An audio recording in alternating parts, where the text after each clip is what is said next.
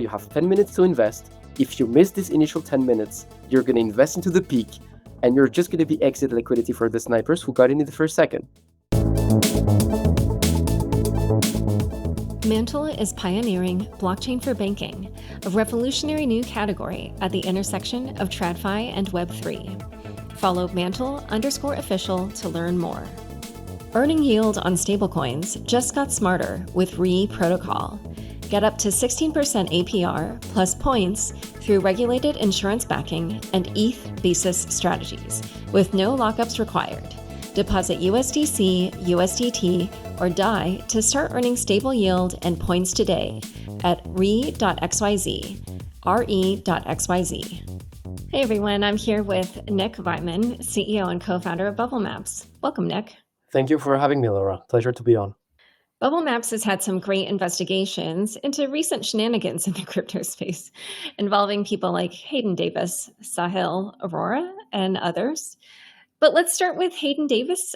He's a character that's appeared in a number of these incidents, and he was involved in what you called the presidential coins, because there were a few of those.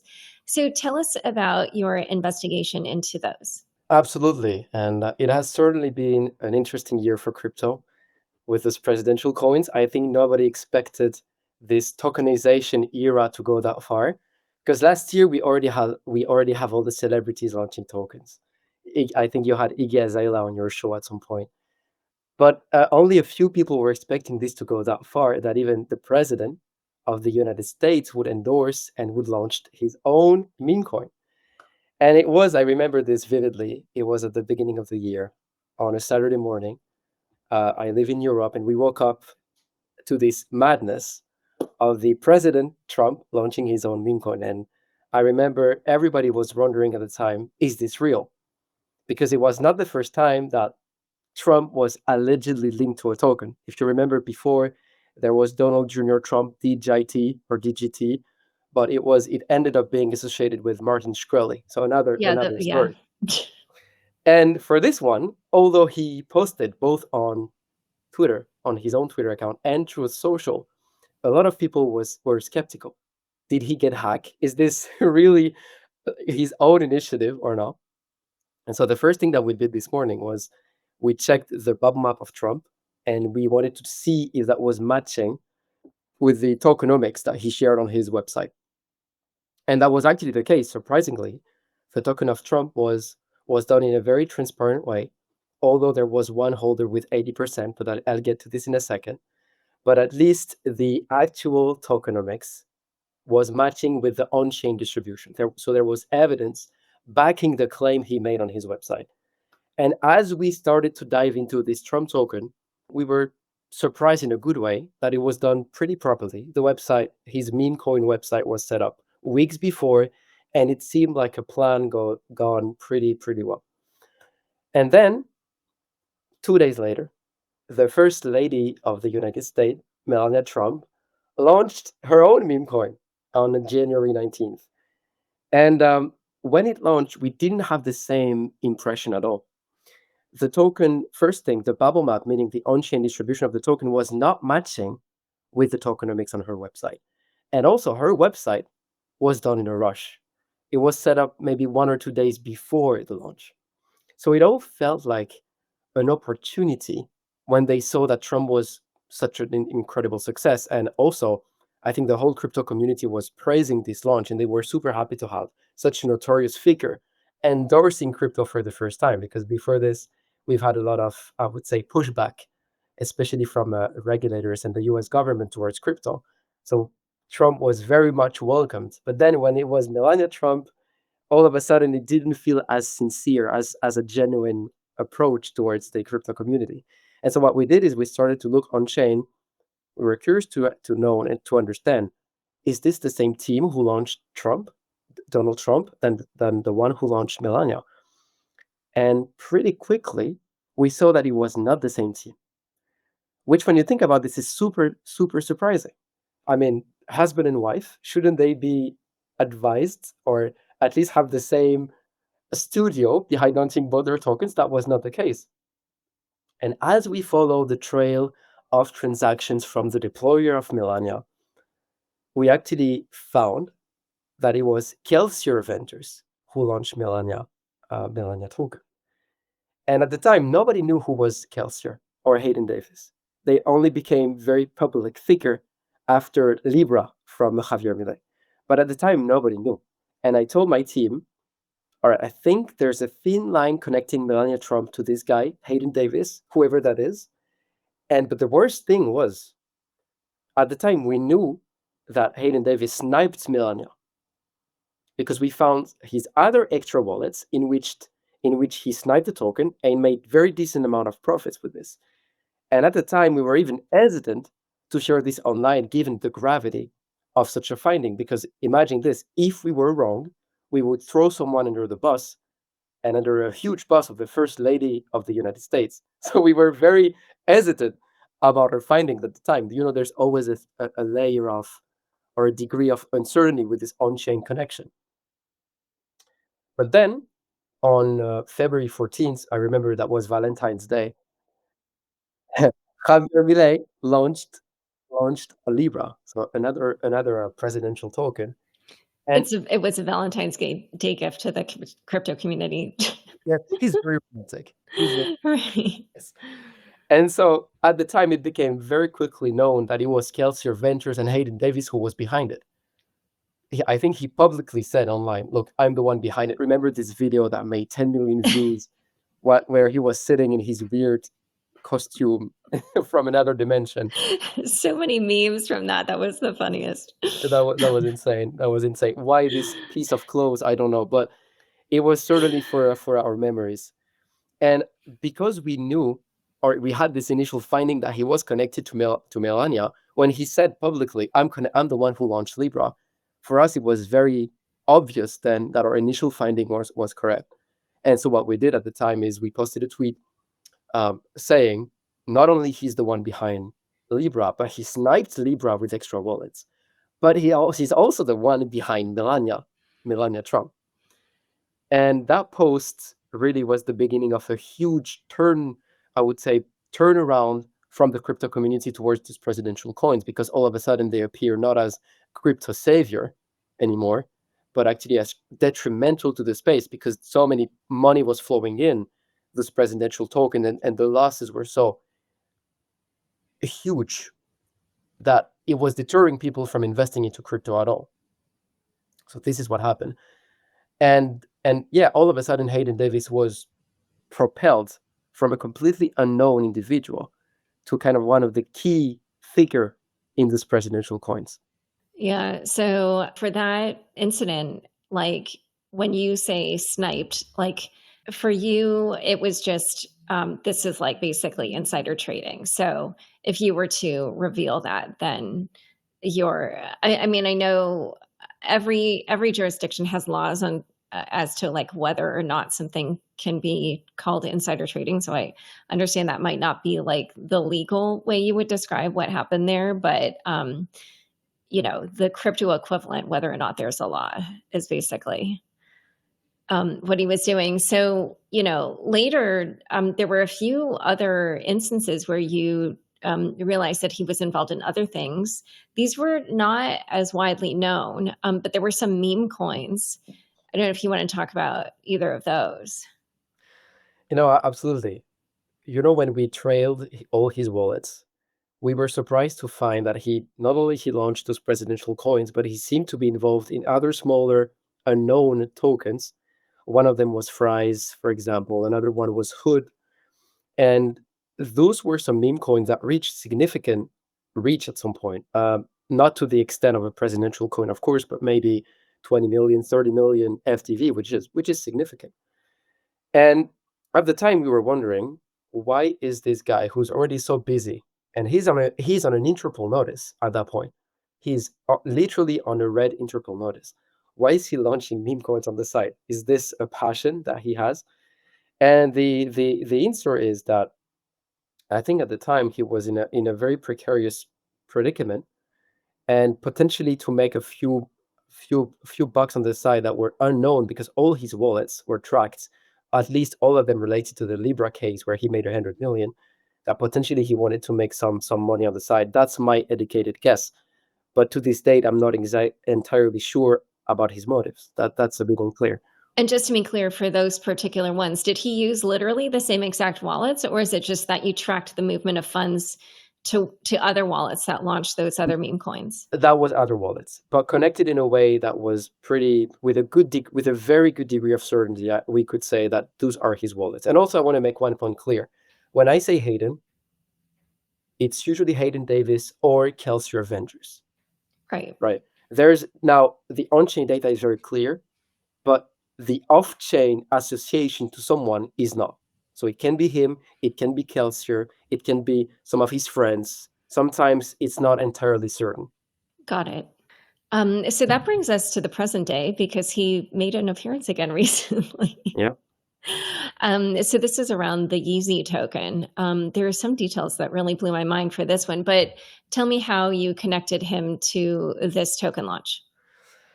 Earlier you asked me, is this insider trading? And I agree with you, we have to be very cautious with these words because all of a sudden we walk into legal territories that I'm not entirely sure I master.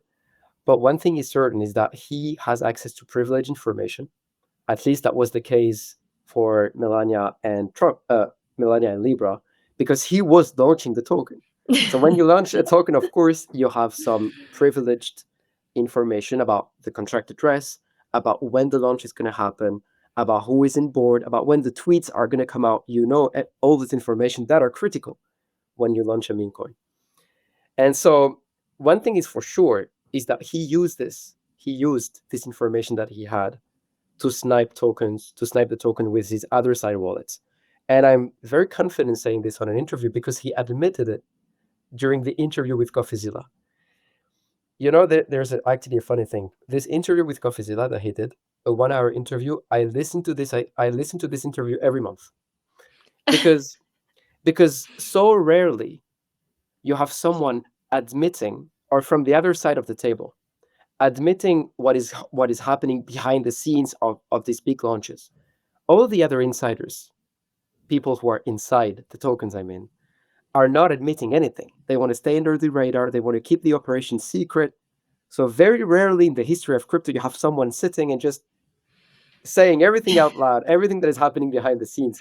And I'm going to give it to him. I find this guy very smart, very articulate. It's no random that he ended up here convincing president to launch tokens. If we sit down for a second, the guy is 25, something like that, below 30. Yeah, in his 20s. It's no accident that you manage to convince so many people to follow you and to trust you. There is an element of charisma that he has in the way he speaks. So I listen to him because I want to keep. As an on-chain data company, I want to understand. I try at least to understand every argument from every side of the table. Now, going back to your question about this latest incident, which was around Easy. So Kanye West launched a token.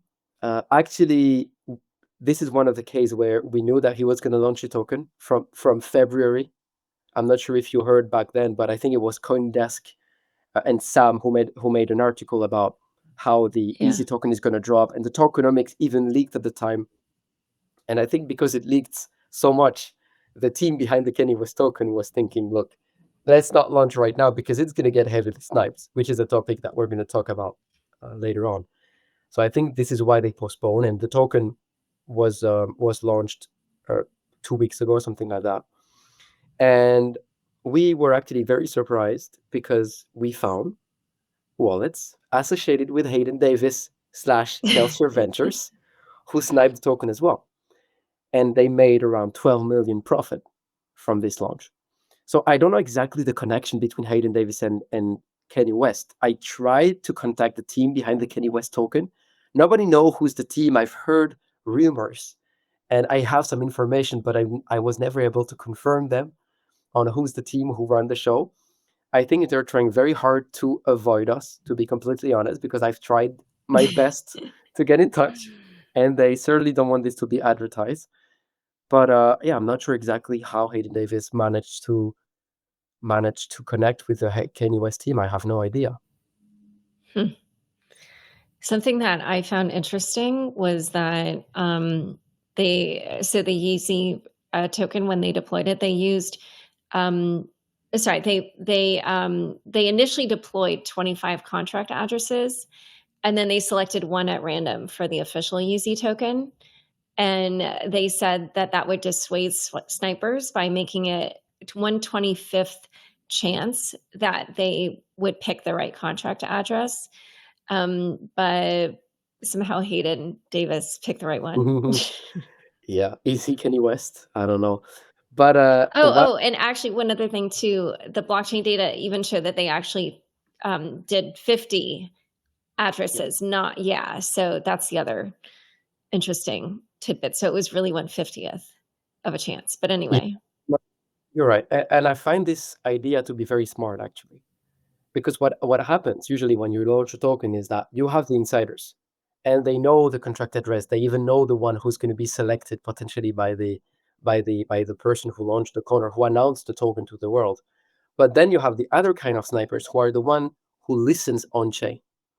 And there's a very select few who are able to be that precise with how they and in the way they read the blockchain, and they manage to find this nugget of intelligence amongst an ocean of hundreds of millions of tokens that are created, and they manage somehow to find the right one. At first, I couldn't believe that was true.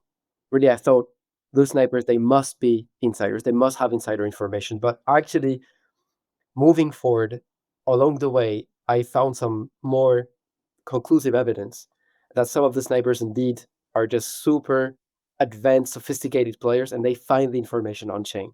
It's hard to believe that this is the case.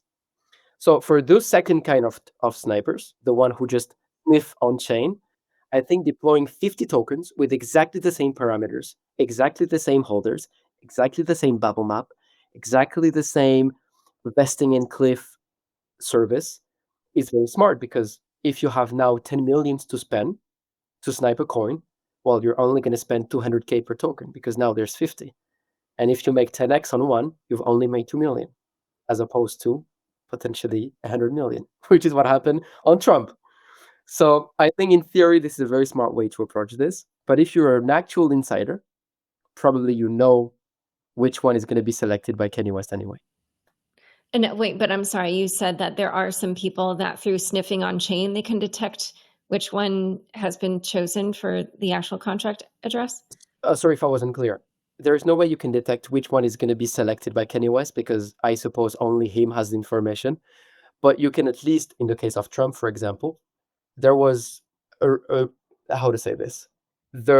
At first we were convinced it was pure insider trading. The guy who ended up finding the Trump token, Naseem, we can say his name out loud.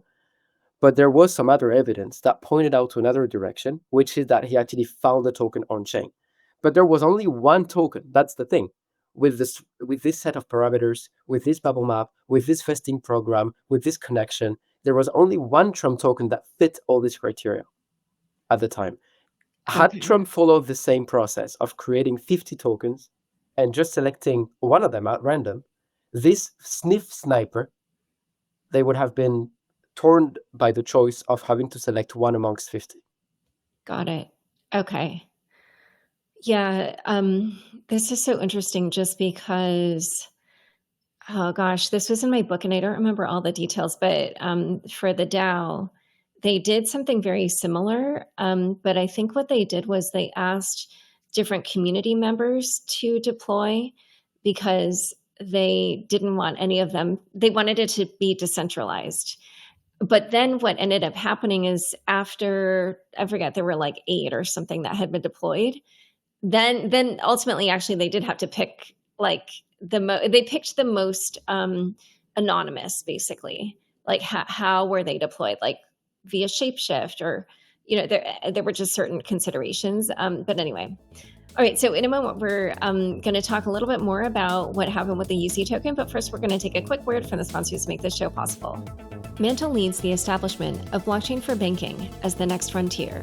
UR is the access layer that transforms Mantle Network into a purpose-built vertical platform, the blockchain for banking, that enables financial services on-chain. UR unifies and vertically aligns Mantle's focus on payments, trading, and assets, MI4, METH protocol, functions FBTC, supported by developer grants, ecosystem incentives, and the industry-leading distribution platform through the UR app, Reward Station, and Bybit Launch Pool.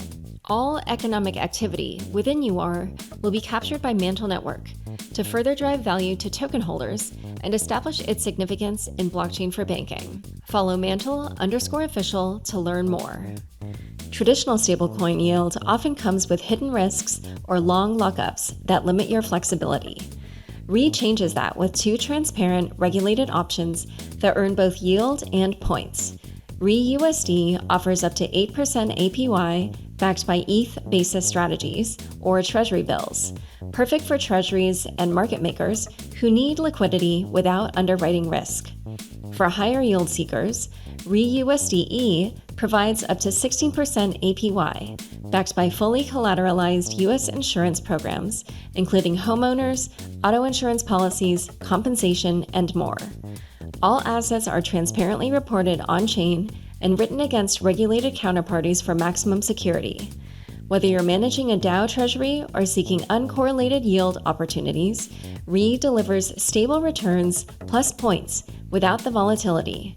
Start earning today at re.xyz, re.xyz. Back to my conversation with Nick. So, one other piece about the Hayden Davis thing was the timing of the Yeezy launch related to his case. Can you talk about that? Sure. So what happened was, remember the LIBRA case that we talked about just before. The thing is, this one in particular was a disaster because what ended up happening was a cluster of connected addresses. A cluster of connected addresses holding, I think that was 80% of the supply, was unlocked. So there was no vesting in cliff. And when this token was out, the first thing we said is, look, hold on. First, there is no tokenomics shared. So we have no idea how this token is going to be used for. Why is someone holding that much? That was the case for Trump. Trump was very clear on what the token use case is going to be.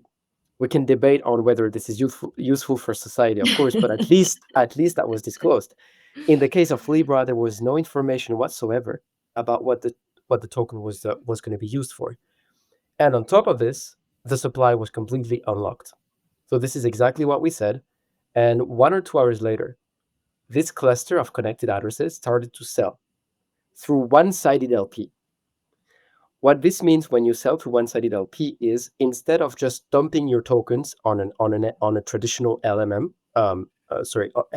automatic market maker, you just set some tokens, some Libra tokens, on a one-sided liquidity on Meteor, DLLM, and what it does is, when someone buys the token, it buys from this one-sided LP, meaning that you're not technically creating any selling pressure on the chart. What you're doing instead is you're absorbing all the buy pressure. The reason I'm saying all of this is because this is very smart, because the people checking for the sell order on Dex Screener, for example, or on Eddy Analytics, they don't see any sell happening. So from their perspective, the team is not dumping the chart.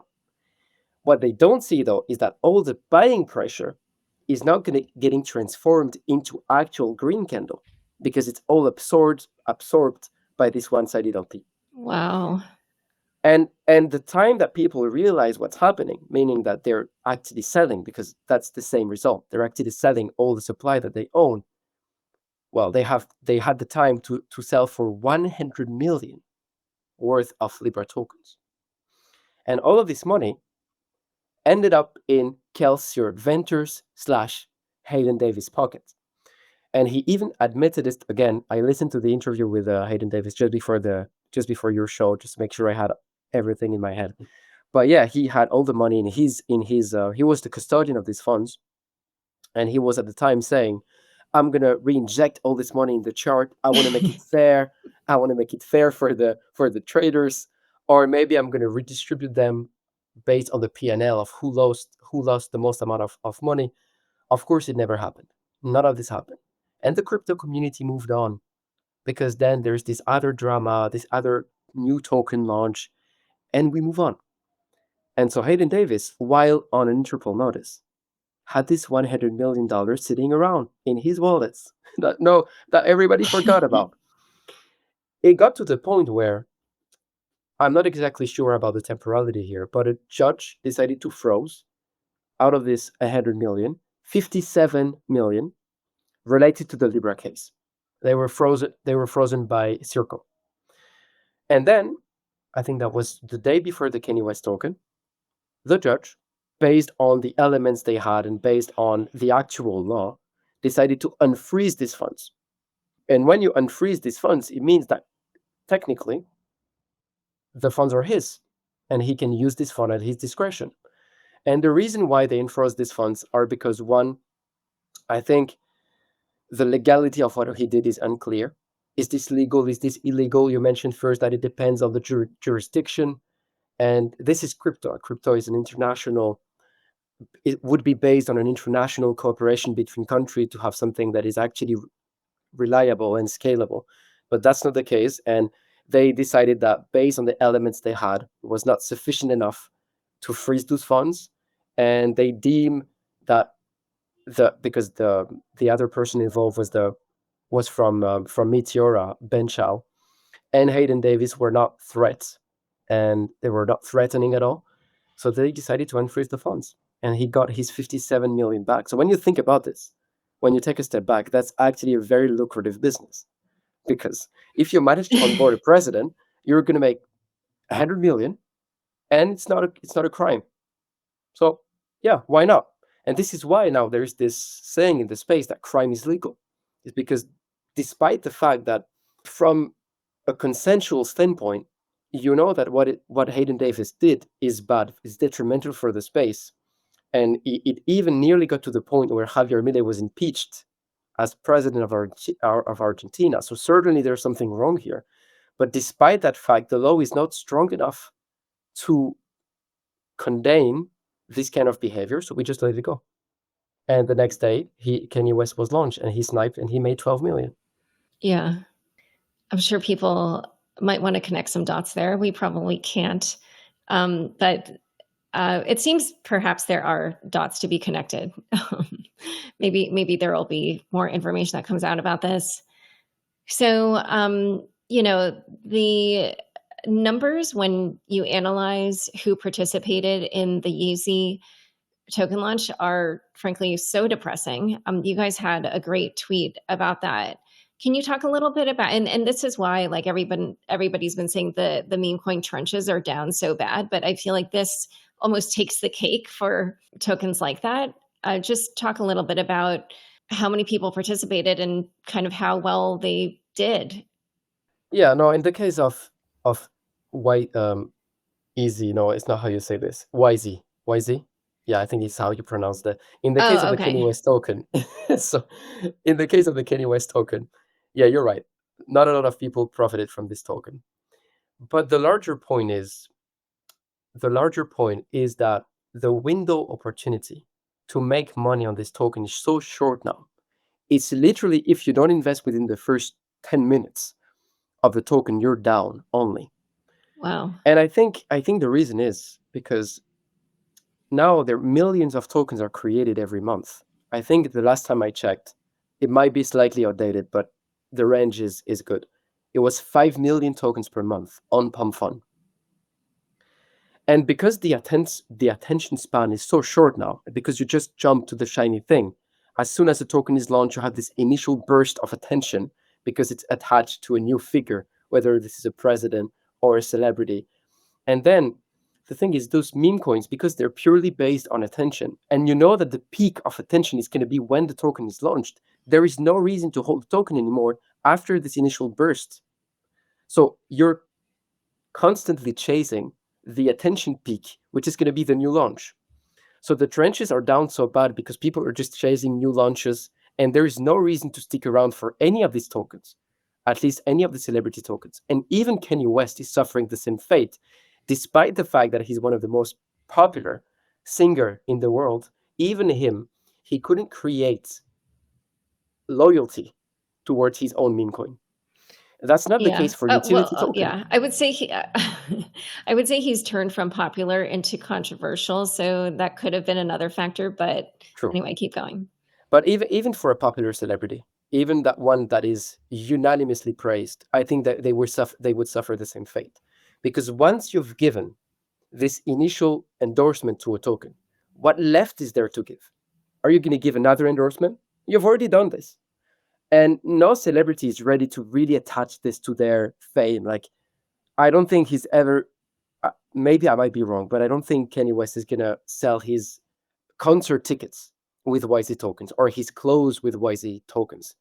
I don't think he's going to go that far. And no celebrity in the past, whether this is Jason Derulo or Mayweather or Lil Pump, they never give these tokens further utility than the initial attention they gave it. And because of this, once you've given this initial attention, the token is going to be down only, because what else can you provide? That's not the case for utility token, because utility token, there's always more you can do. You can attach it to your product. You can give yield to this to your holders. This is exactly what Pompon or Hyperliquid are doing, and you can always incrementally improve the utility of your token. But tokens that are purely attention based are not working, especially now that there is so much tokens. And I think this is why, in the case of Easy, it was such a bloodbath, is because of this very fact. And now you have 10 minutes to invest. If you miss this initial 10 minutes, you're going to invest into the peak, and you're just going to be exit liquidity for the snipers who got in the first second. Yeah. Basically, when you add up a kind of like everybody who participated, it's something like out of the 70,000 total traders, it's close to like 60,000 that lost money. Yeah, exactly. Which is, I mean, it's not that different from, all the studies that show what happened on Pump Fun. You mentioned one of the, people in this sniper crew, yes, Naseem. Tell us about him and what his trajectory has been in these meme coins.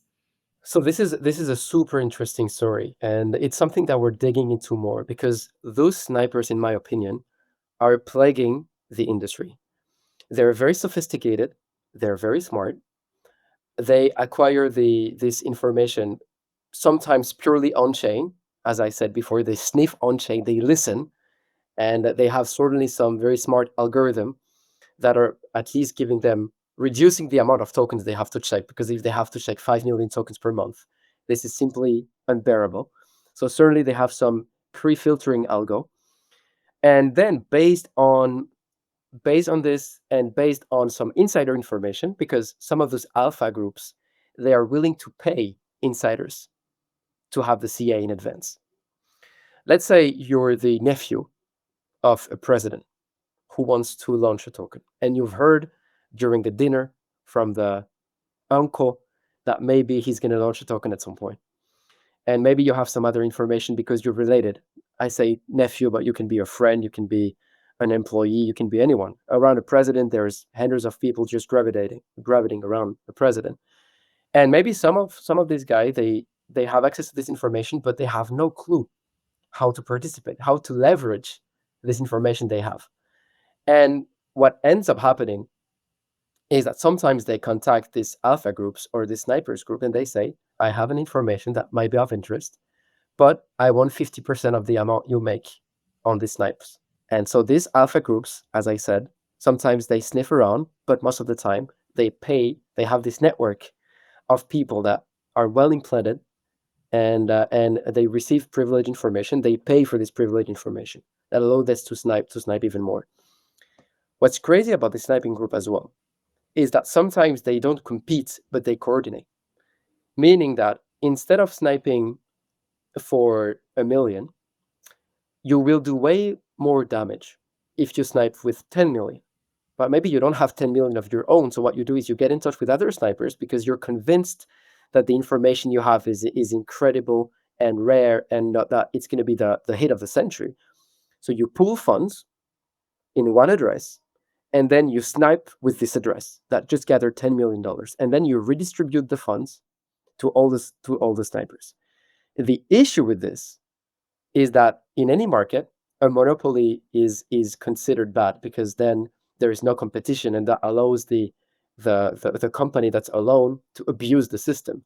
So that's exactly what is happening with the snipers. Instead of competing, which would create, I guess, something fair, or at least more fair, they collect the funds and they snap together all at once. They snipe together all at once, and they completely destroy charts. And in the case of Naseem, the first time we never met him, but the first time we encountered him on chain was in the case of Trump, where he made 100 million out of a $1 million investment. Wow. And he was so certain that it was the right Trump token that he bribed the chain for 70K. Bribe the chain, for the audience that is listening, means that you're literally throwing money out the window. You're giving it to the chain. You mean like in transaction fees? In transaction fees, Got it. absolutely. You're paying this to the miner, because in the event that your transaction would collide with somebody else, you would be first. And then it's a betting war, meaning that based on everybody who's bribing the chain, the one that is bribing the most is going to be first. And the one who's bribing a bit less is going to be second, third, fourth, etc. And they were so convinced it was a banger trade, rightfully so, because they made 100 million, that they paid the chain 70,000. Throw it out the window. I don't need this. Take it. I want to be first. And this is what happens on so many of these meme coins. They have the contract, and they are ready to pay the chain. And this is why in so many of these cases, we know there's some degree of insiders information. They're not waiting for the tweets to be live with the contract address to be publicly shared, because otherwise you have no time to bribe the chain. Then you're just playing with everybody else, with the newbies like us, the rest of the world. No, you have the information, and you're ready to pay something just to have this certainty that you're going to outsmart and outpace everybody else. Yeah. I mean, I think you're right that like he definitely must have known for sure, because you're right. Everybody else, like if I think about the people who were at the ball that night and they were like, is this real? Like they're trying to figure it out, but he, without needing any extra confirmation, knew. So one other figure that is kind of in this world that also made an appearance recently is Sahil Arora.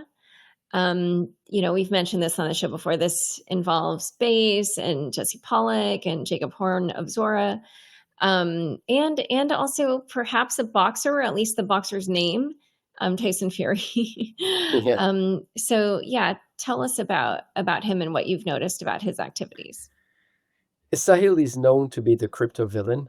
He's proudly he's actually proud of this name that he got from the crypto community, and he's proudly representing the crypto villain. He's certainly an interesting character. So it's an Indian man who's based in Dubai, and who's notoriously known for onboarding celebrities into crypto.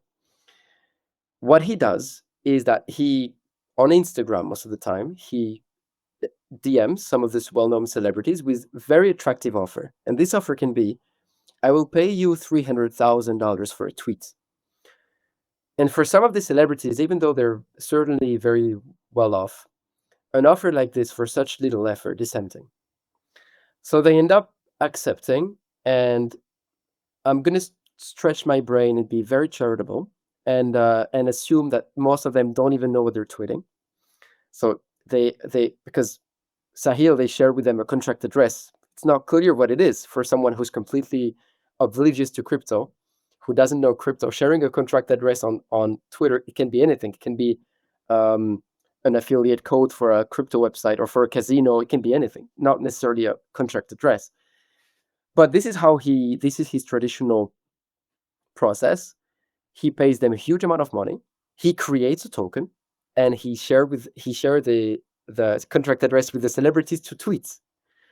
And then the celebrity tweet about the token, and because because he created the token, he bought 60-70% of the supply, and he then just dumps the supply on the community of the celebrity that tweeted it.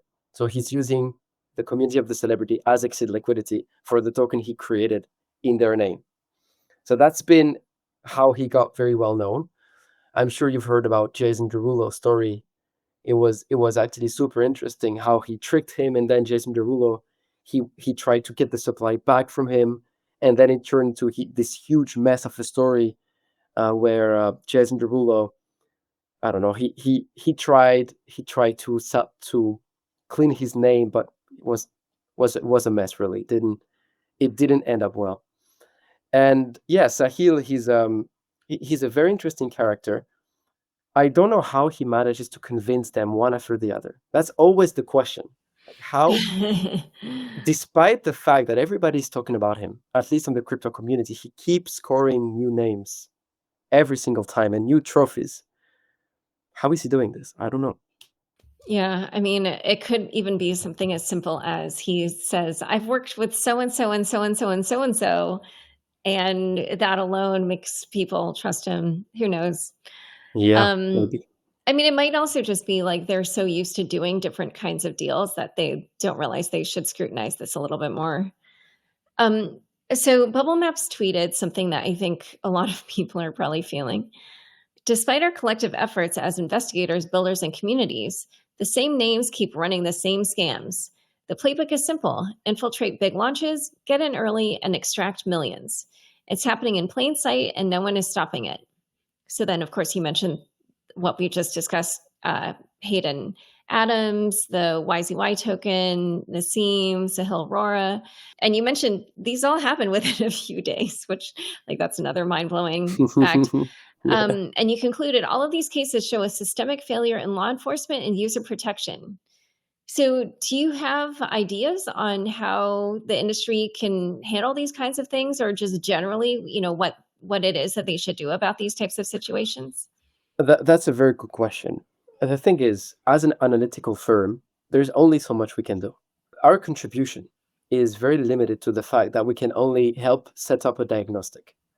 So when we see all these launches happening, when we see these repeated patterns of Sahil onboarding celebrities, Hayden Davis being involved in these presidential tokens, snipers playing the game and racking up millions, we can only sit and see. We can only sit and observe and desperately trying to spread the words on what's happening in the space. The thing is, I've become very convinced on the fact that governments and law enforcement is not going to help because they're too slow. This industry is just going so fast. And mechanically, because governments are in the way they're built, it takes time to create new laws and to sit down and vote them. The crypto industry is just going too fast for this to work. Not talking about the fact that it needs some international cooperation for this to even be remotely considered. Because if you're a scammer and you're based in Dubai, you don't really care about the laws that is going to be voted in the US government by the US government. You don't care. You're sitting in Dubai or any other country that is more permissive with this kind of crypto stuff. So I've become very convinced that if there's a solution to this mess, we need to fix it as a crypto community. And this is why I ended up this tweet by saying, no one is coming to save us. I know it sounds a bit daunting as a conclusion, or maybe a bit pessimistic, but I really think that's the case. And so for me, the way that we want to help the space, our modest contribution to this is that we want to make sure that when there is an incident on chain or just a crypto incident, we want to make sure that the information is shared very quickly, not only by us, but by any sleuth out there that has an eye on what's happening on chain. The Zach XBTs of this world. But you don't need to be that seasoned. Zach XBT is obviously number one. But there is an army of people who are scouting things, like the snipers, but for like white hat snipers, we can call it that way, who are just looking at transactions and sharing tweets and alerting everyone on some of the danger of the space. I think this is where we can help. And what we need to do, and what we will do with Bubblemaps, is that we're creating a platform right now that collects all these tweets. And as soon as there's an on-chain incident, there's going to be this resonance, this platform where you can quickly at a glance see what's happening with a particular incident. This is how we want to help. This is how we want to contribute to this large scale issue that is rampant in this space. Huh. And then wait, so like basically people can kind of flag some kind of, check this out. I think there's something shady happening. And then what? Then there's like a warning to the community, or like. So they don't need to go out of their way and write on this platform. It's called the Intel Desk. They just need to tweet. But the thing that's a bit bothering about the tweets is that very quickly they just disappear into the oblivion of the feed, and you forget about them. And because crypto has such a short memory, you even forget that 3 months ago a president just rugged the token. You just forget it and you move on. That's exactly what we talked about Hayden Davis having 100 million sitting in a wallet. So I think where we can help is just making sure that crypto now has a memory, and we stop with just this non-existent accountability where you can just commit the worst thing in this space. I'm not going to call them crime because technically they're not. Crime is legal, but you can just commit stuff, and then everybody moves on, and there is no accountability whatsoever. So the idea with this platform is that it's going to be, you can think about it as a Wikipedia of on-chain incident, where every case is going to be directly organized, and you're going to see exactly what happened and who contributed to the case. And we hope to bring memory back to crypto at least. Okay.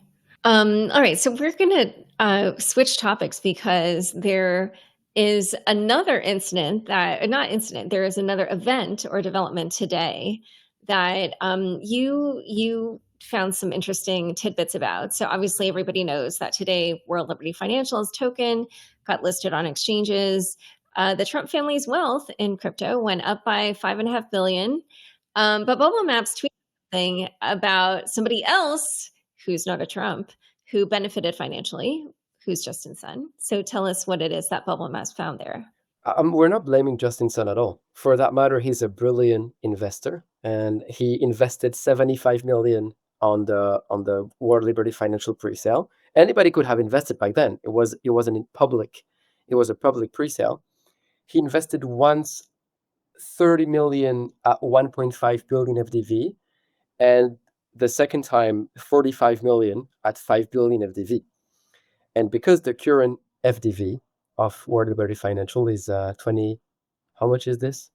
25 billion, if I'm not mistaken.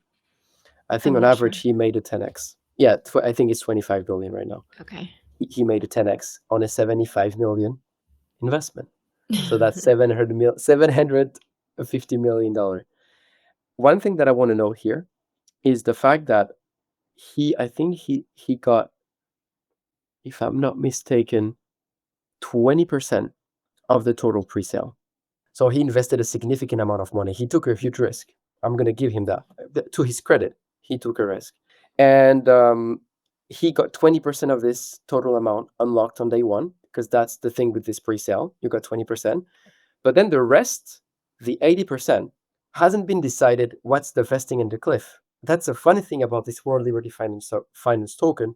You don't know what the vesting and cliff for the locked tokens. It hasn't been voted yet, which is surprising for a token that's already launched. Usually, before the token is launched, you set the parameters for the token, whether this is the vesting, the cliff, and the distribution. But in this case, it hasn't been done. So there's a degree of uncertainty on whether Justin Sun is going to get the token within 6 months or a year or 2 years or more. Yeah, something interesting about Justin Sun is, so our executive editor, Steve Ehrlich, wrote a Forbes cover story on Justin Sun. And in it, he talked about how Justin Sun actually was a huge fan of The Apprentice when he lived in China, and actually kind of like says that he learned English from watching The Apprentice. So yeah, so it's kind of interesting that he kind of got into like American culture through watching Donald Trump as, a reality TV persona. So, so it's interesting now that, I think like it's, Trump is somebody that he must admire a lot or just feel some kind of affinity toward, following him through that whole period. I agree, because he also, I think at some point, he was the #1 holder of Trump coin, if I'm not mistaken, to participate in the dinner. So you're right. I think he's a big fan. Yeah. All right. Well, before we go, I would also like to hear your story. Tell us how you got into crypto and how you came to found Bubblemaps. I got into crypto in 2017. it was at the peak of the bull run back then. But I think it's a kind of a common denominator for everyone. When you join crypto for the first time, it's at the peak of a bull run because it's when the social pressure of getting into crypto is too strong and you cannot resist the urge anymore. And so you start to invest a little bit. And then I got completely wrecked by my first investment. But the passion that I got at the time stayed, which is for me a net positive. Can I ask what that first investment was? Yeah, of course. I think it was a couple of random tokens that went to zero and Ripple. And Ripple. Yeah. I I didn't know what I was doing, to be completely honest. I was completely blind and I did some random thing. But yeah, it's what I did. And at the time, it was my first job. I was working for a consulting firm 1 year in, just after engineering school, and I was like, all right, this space is for me. This is exactly like my old video games that I was playing, but on a larger scale. And I like this culture. I like it a lot. So I decided to launch a company at the time called Cryptonavia, who was an on-chain, not on-chain, was an analytical tool for crypto that was gathering a lot of news outlets and information about what's happening on social media, kind of a Bloomberg for crypto, but that didn't work out, to be completely honest. And at some point, we spent 2 years on this, and we decided to pivot for on-chain data instead at some point because we realized that on-chain data was actually what matters most, or that was something that was exciting us way more than traditional information or Web2 information. And this is how at some point we decided to launch Bubblemaps. And it worked very well, actually, very quickly. When we launched this, we realized that we needed this very quick way to understand on-chain data because traditional on-chain analytics are very intimidating and overwhelming. And Bubblemaps is accessible and user-friendly and playful. And it resonated with the crypto community very quickly. And one of the evidence of this is the fact that now Bubblemaps is integrated everywhere in the space. It is on CoinGecko, it is on Dex Screener, it is on Axiom, on every popular crypto website. And personally, as a founder, I'm very flattered because people say, let's check the bubble map of a token, like a common word, like a concept, not a brand. As if you would say, let's check the chart of a token. So managing to become part of the culture, part of the crypto culture as a word, is the best compliment that you could say to a founder. Actually, Yeah, I would agree. And so actually something that I realized I don't know about these like data firms is do you have to like run nodes on all the chains, or is it literally just like connecting to different block explorers through like APIs, or what does it look like it, in the it background? depends. It depends. Sometimes you can be dependent on nodes, but for us, the way that we decided to do this is we don't want to redo something that's already been done very well by a company that raised sometimes hundreds of millions to gather all the nodes from all the chains. We don't want to go through this. So instead, we're building a layer on top of these providers. We're usually using the data from various providers and building this intuitive, sexy bubble map on top of the data they provide. Of course, we have some redundancy in case some of this provider would go out of business, which is something that can happen in crypto. So we are pretty robust in the ways that we handle those data providers. But no, we don't want to run our own RPC. I think this would have been a nightmare for us to do. Okay. And so, because there are a number of these different blockchain data firms, like how does Bubble Maps, position itself or distinguish itself from some of the others? So the one that comes to mind who are in the same category as we are I would say Nansen, Arkham, June Analytics, Block Explorers. And the way we differentiate is one, we're probably the most intuitive and user friendly. When you connect on bubble maps, you have these colorful bubbles, those colorful clusters. It is very approachable, it's not intimidating. And it's a mission that we've had from the very beginning because crypto was built on the premise of transparency and the fact that everything that happens in crypto is written on a ledger. But because you have 5 million tokens that are created per month and hundreds of millions of transactions potentially per day, who's just gonna look through them at all? So with Bubmaps, our mission has always been to simplify things as much as we can.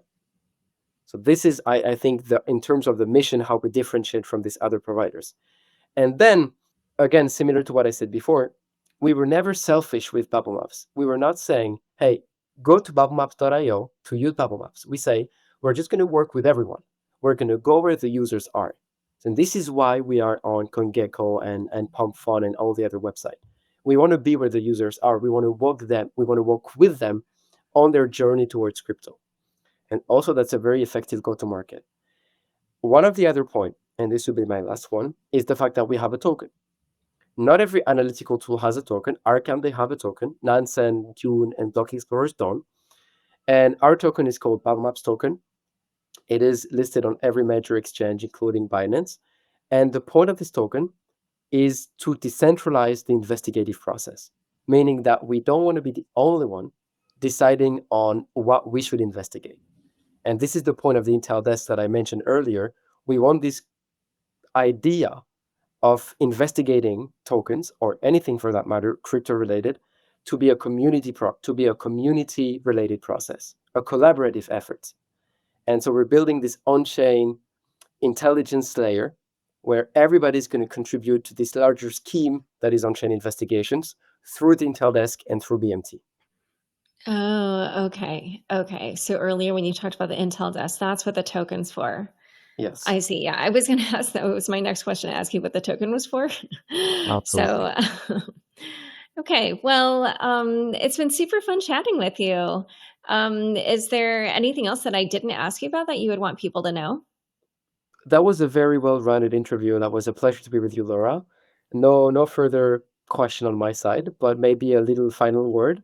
Before investing into a token, always check the bubble map. We have a saying, we say, just bubble it, meaning that you should always open the bubble map of the token. And if you see any shady cluster, any cluster that is above 20% of the supply, you should definitely start wonder, why are those connections there?